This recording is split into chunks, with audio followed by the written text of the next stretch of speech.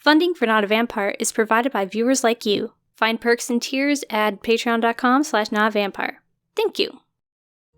And welcome back to another episode of Degrassi Hot Takes. I lie, it's not another episode, it's the only other episode that's ever gonna happen. Maybe. I don't know, maybe I'll do another one of these when the new Degrassi comes out. A long time ago, you sent me your hot takes, and now I am going to respond to them. Let's get on with it. Seasons 1 through 7 aren't as good as people make them out to be, and they had their pitfalls. While I did just that to seasons 1 through 4 of TNG, I do agree. A lot of the fandom glorifies or put these seasons on a pedestal while not showing the same level of grace towards other seasons. Some of the characteristics people complain about in other seasons are there as well, like how progressive and topical Degrassi is, or how it can sometimes be hokey or cringy. The writers didn't give Riley and Zayne a lot to work with. Yes, but unfortunately it was a necessary move. As sad as it is, Riley learning to accept himself is the story of his high school career. It consumed him and influenced basically everything he did because he had so much to unpack. From is it okay to be gay to is it okay for me to be gay, and then is it okay for me to be openly gay? When he did so much fighting and resisting change, it's unsurprising that it took him so long to be even at the point where he could have an honest relationship with Zayne. Until he sorted himself out, Riley just couldn't be in a healthy relationship with anyone. Most of all Zayne, who didn't want to feel like a dark secret for loving who he loves. Still, it would have been nice to see these characters in another light. Zayne could have easily had a more robust life outside of Riley shown instead of just hinted in the background. Jake Epstein was easily the best actor in the show. Don't think that's really a hot take, but I'd say he definitely has some stiff competition that comes to mind, like Olivia Scriven or Minoru Chambers. But I'm not the best determiner of good acting, so y'all tell me in the comments who you think deserves that title. I like the visual style of Degrassi Junior High, and TNG seasons 6 through 7 better than later ones in Next Class. I don't know if this is a hot take, but I at least don't quite agree. I definitely see the appeal of why you like it for sure. This one is more of a personal taste thing for me. Especially the desaturation in seasons 6 through 7 to me were so depressing and dreary. Now, I'd like a sort of middle ground between this and the bright, overly sanitized look of Next Class, but if I had to pick only one of the two, I'd go for Next Class.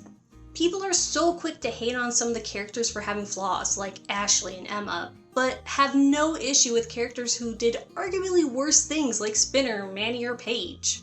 Hard agree!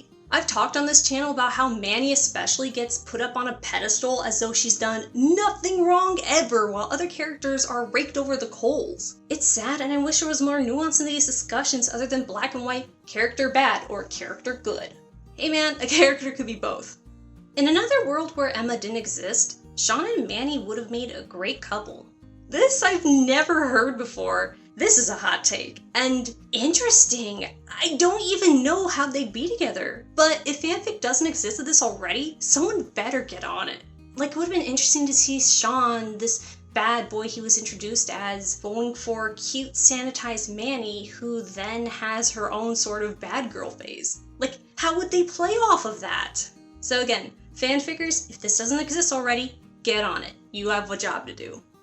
To be honest, I never liked Joey throughout the Junior High and High franchise.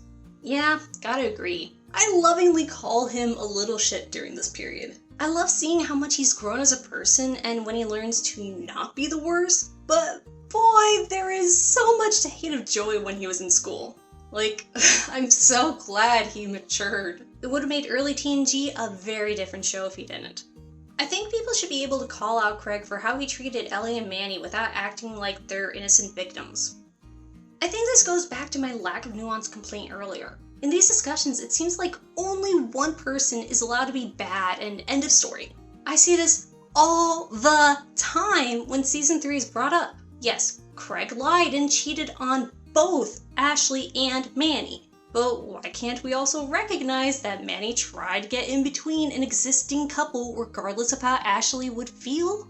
Like, there are multiple ways to be wrong, and what Manny did doesn't somehow justify or cancel out how Craig treated her, but it doesn't then excuse what Manny did to Ashley. Again, I wish this wasn't a hot take. People shouldn't hate Dave if they love Spinner and Bianca. Unlike them, he didn't take multiple episodes to apologize for his bigotry, and he actually took the time to learn and start an open discussion with Adam.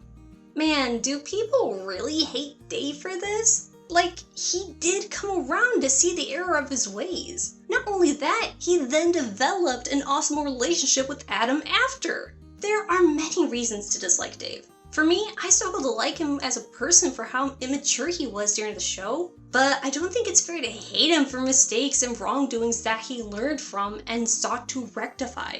In other words, yeah, I agree. If you love Spinner and Bianca and give them a hand wave, then Dave deserves one too. Mia, Emma, Ashley, and Claire get more hate than they deserve. I'll add Maya to that list too. They all have bad moments, but I agree that fans act as if those are the only things they've ever done and all there is to those characters. Don't forget that Paige literally got Terry drunk so Spinner would spend time with her instead, or how Manny stopped giving JT the time of day once hotter guys became interested in her for her looks. Nobody's perfect, they gotta work it again and again until they get it right. I don't know why I want that in here, but I really do. Emma and Mia could have been a great friendship. Ooh, I don't know if this one's a hot take, but this might have been interesting. Though Emma may have been too goody two-shoes for Mia, but who knows? Maybe they would have been TNG's Spike and Liz. Again, fan figures, get on this. I don't know, make them a couple too while you're at it. Eli's honestly quite toxic. Definitely not a hot take, and I can't disagree either. As much as I idolized him in high school, it was all for the wrong reasons. He was manipulative, possessive, and even in later seasons unwilling to forgive those he claimed to love on his own. As much as I love the guy, he still has quite a bit of growing to do. Dallas and Connor is such an underrated friendship. For sure. I certainly enjoyed them together in the episode where Dallas was grasping with racism.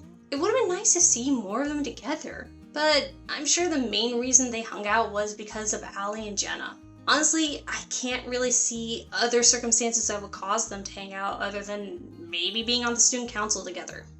Jenna and Connor had such an underrated relationship.